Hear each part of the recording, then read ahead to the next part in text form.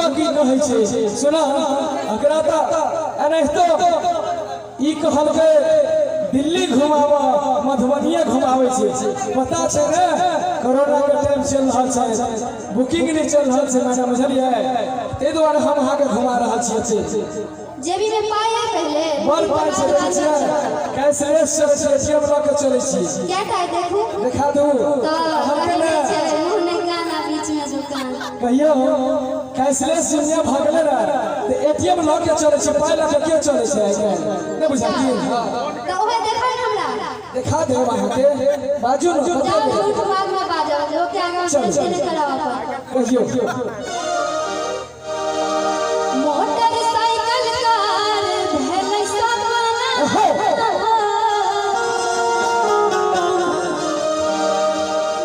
और दोसर से का साइकिल चोरा के आने में छलखिन हवा करत रहे छै आहा चलू एहि के हम देखाबै छी नया प्लेटिना आहा हम व्यवस्था करे छी छोड़ ककरो से मांग ले रहल है हमरा देखबले हां भाई साहब देखियो तो हमार छोट भाई छै किनको कहबे त पाची लगे अहाँ के टहला देते छोड़ू ना छोट भाई भेलखिन ओ तक घुमाइए देथिन हमरा लेकिन अहाँ अपन बात करू चलू न की करबे अपना और के अवस्था भेले यार मोर के अपना और के नहीं पैसा अहाँ के अच्छा मोटरसाइकिल कार भेलै सपना हवा साइकिल में भरै छै मोर पिया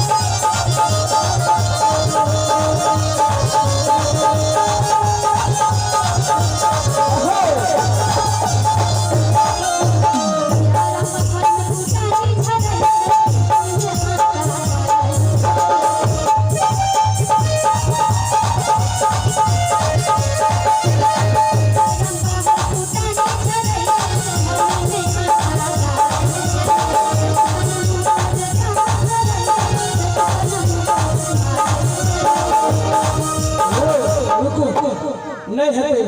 फरियावा पर ले आओ कहे है भाई साहब फुटानी करे है एनाहिते ऊपर नीचा फुटानिया करे छी खाली देखे छियै फुटानी कहै छी हम जे फुटानी करे छी बस लोग के देखवा लागी आ घर में त नून तेल रोटी खा के रहे छी रोज निकालिए पर्स देखिए देखा त सच में कते लेबे बाजू कते है कहां के बाजू ने कते लेबे कते है से कहू अहाँ के हम एक सप्ताह घूमैत रहब पूरा प्लेन से बुझलिए कते लोग के चढ़े छै छोरो छोरो मधुबनी से कहां के लाल नहीं भेल हां सप्ताह घूमैत रहे छै प्लेन से जी अपने पहले घूम के आगा तब हमरा घुमाए निश्चित घूम के अलावा वह फुटलावा साइकिल पर घूमै छी अभी देखने छलिए नहीं चलो सिया राम बाहर में फुटानी धरै छै घर में नहीं आटा दाल छै जेबी में फूटल कौड़ी नहीं छै सेठ सनम पर स्माइल छै